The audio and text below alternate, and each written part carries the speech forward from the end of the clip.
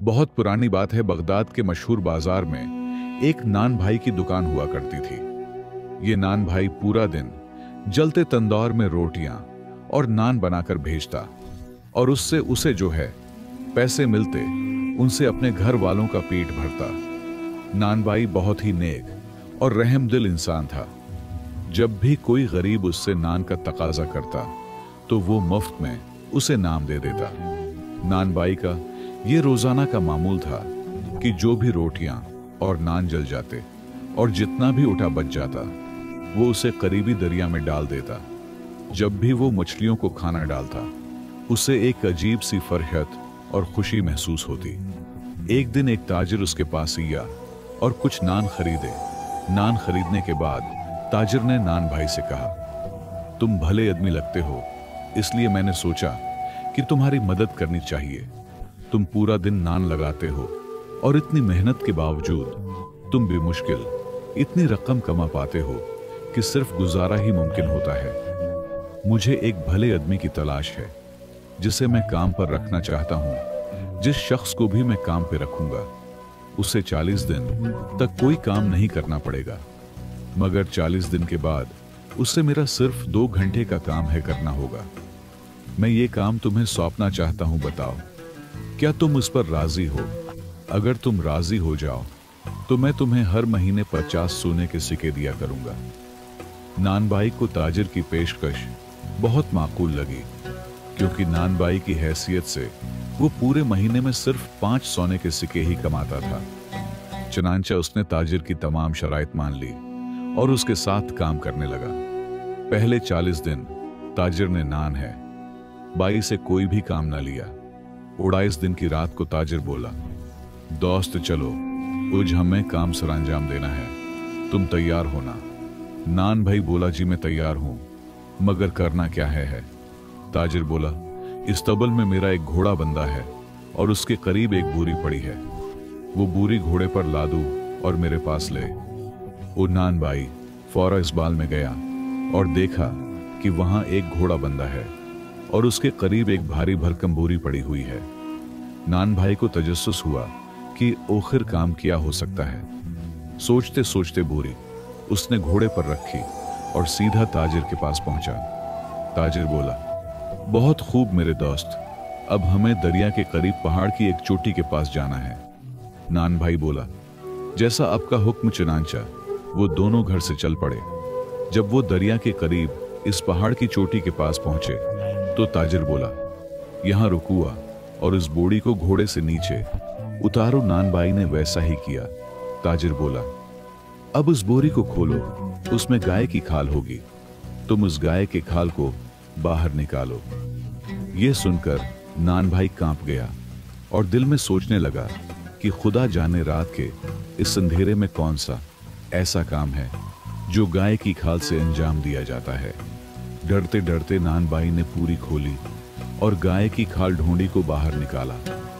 अब ताजिर बोला, मुझे देखना है कि ये खाल कितनी बड़ी है, लिहाजा तुम इसमें दाखिल हो जाओ। नान भाई की हवाइयां उड़ी हुई थीं। मजबूरा वो खाल में दाखिल हो गया। जैसे ही वो खाल में दाखिल हुआ, ताजिर ने झट से खाल को बांध दिया। नान भाई चलाता रहा कि बदबख्त इंसान, ये क्या काम कर रहे हो, तुमने मुझे धोखा है दिया। ताजिर जोर जोर से हंसने लगा। कुछ ही देर बाद 2 बड़े परिंदे वहां पहुंचे और खाल में बंधे हुए नान भाई को पंजों से उठाकर पहाड़ की चोटी पर ले गए। पहाड़ की चोटी पर पहुंचकर परिंदों ने खाल को नोचना शुरू कर दिया, जिससे खाल पौंडा और नान भाई बिखलाया हुआ बाहर निकला। नान भाई को देखकर परिंदे उड़कर वहां से चले गए। अब नान भाई चोटी पर बिल्कुल अकेला था। वो इधर उधर भागा ताकि चोटी से नीचे उतर सके, मगर पहाड़ की इस चोटी से नीचे उतरने का कोई रास्ता न था। उसे अपनी नादानी पर बड़ा पछतावा हो रहा था। उसने जोर जोर से चलाना शुरू कर दिया। अचानक उसे नीचे से आवाज आई, चलाओ मत, अगर तुम नीचे उतरना चाहते हो तो रास्ता मैं तुम्हें बताऊंगा, मगर तुम्हें अपना काम पूरा करना होगा। यह आवाज इस ताजिर की थी जिसकी वजह से नान भाई इस हाल को पहुंचा था। नान भाई बोला, मैं तुम्हारा काम जरूर करूंगा, मगर खुदा के लिए मुझे यहां से निकलने का रास्ता बता दो। ताजिर बोला, पहले तुम्हें मेरा काम करना पड़ेगा। इसी सूरत में तुम यहां से निकल सकोगे, वरना वहीं भूखे प्यासे मरोगे।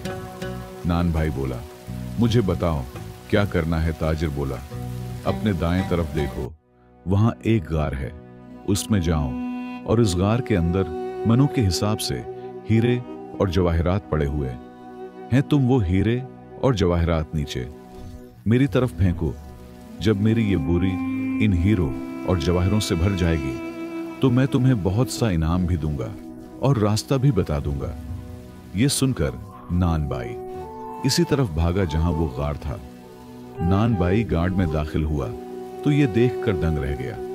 वह वाकई बहुत सारा खजाना पड़ा हुआ था, मगर दूसरे ही लम्हे इसके चेहरे की रंगत पहली पड़ गई।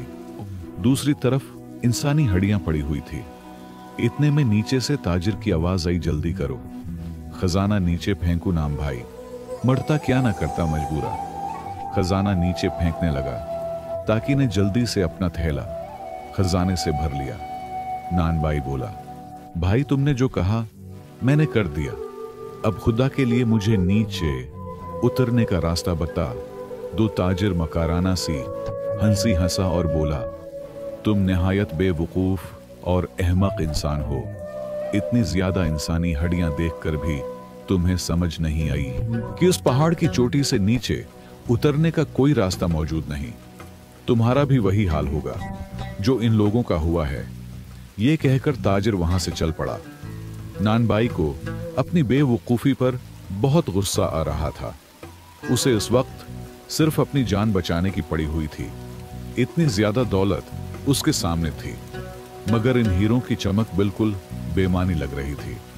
उसे अपने बीवी बच्चों की याद सताने लगी।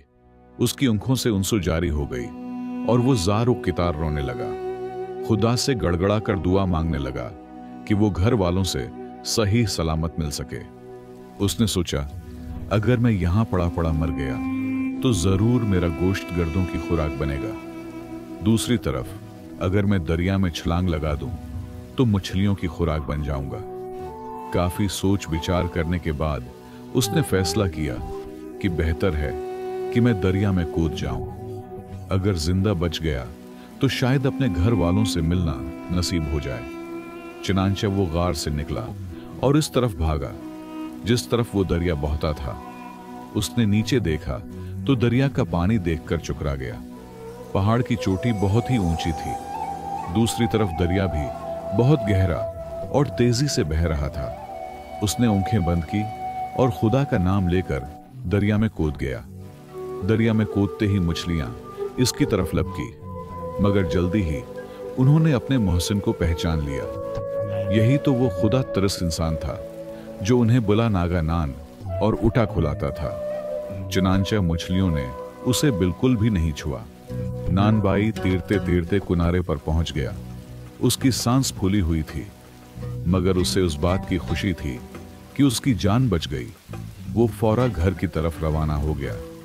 उस बात को 1 महीना गुजर गया। नानबाई को पता चला कि वही मकार ताजिर दोबारा बाजार में अय्या हुआ है।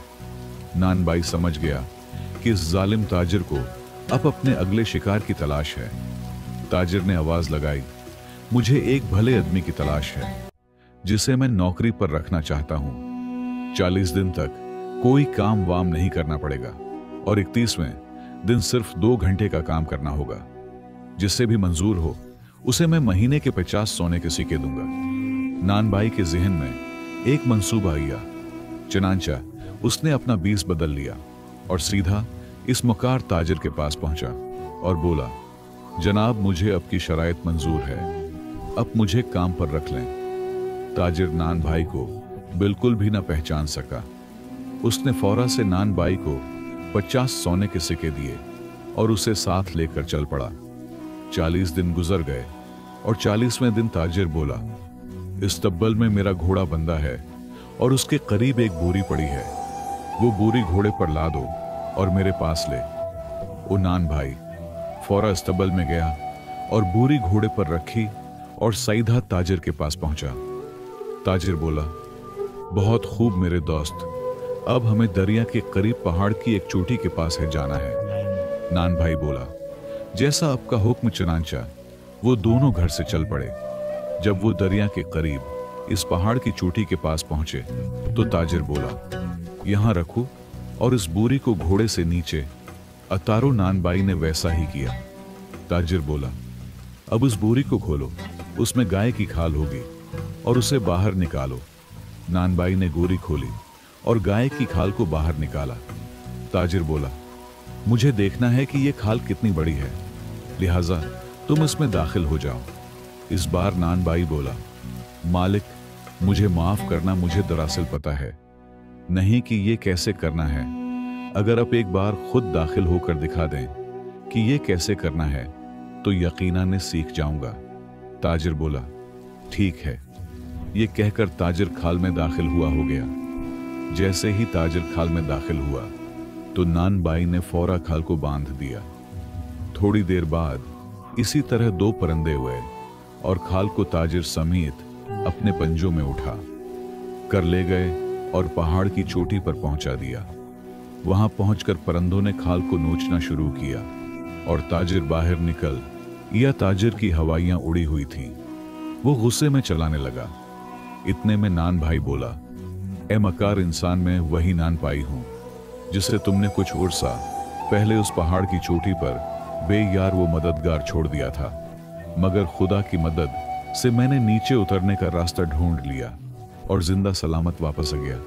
अब जैसा कि मैंने कहा, मुझे नीचे उतरने का रास्ता मालूम है, लिहाजा अगर जान तैयारी है तो हीरे और जवाहिर मेरी तरफ फेंकू, मैं तुम्हें नीचे उतरने का रास्ता बता दूंगा। मोकार ताजिर को अपनी जान के लाले पड़े हुए थे। फौरन से खजाना नीचे फेंकने लगा। जब नान भाई ने थैला भर लिया तो ताजिर बोला, मैंने तुम्हें खजाना दे दिया, अब मुझे रास्ता बताओ ताकि मैं नीचे उतर सकूं। नान भाई बोला, सच ये है कि इस पहाड़ की चोटी से नीचे है, उतरने का कोई रास्ता मौजूद नहीं, लिहाजा तुम या तो वहीं पड़े रहो और मर जाओ या फिर दरिया में छलांग लगा दो, फैसला तुम्हारा है। ये कहकर नान भाई वहां से चल पड़ा है। ताजिर दरिया की तरफ भागा और पहाड़ी से कूद गया। दरिया में गिरते ही मछलियां उसकी तरफ लपकी कुरान की, इनमें उसका सफाया कर दिया। दूसरी तरफ नान भाई अपनी दौलत समेटकर घर चला गया और आइंदा जिंदगी मजे से गुजारने लगा। दोस्तों, एक कहानी आपको कैसी लगी कमेंट्स में अपनी राय का इजहार जरूर कीजिएगा और हमारे चैनल इमी की कहानियां को सब्सक्राइब जरूर कीजिएगा। वीडियो देखने का बहुत बहुत शुक्रिया।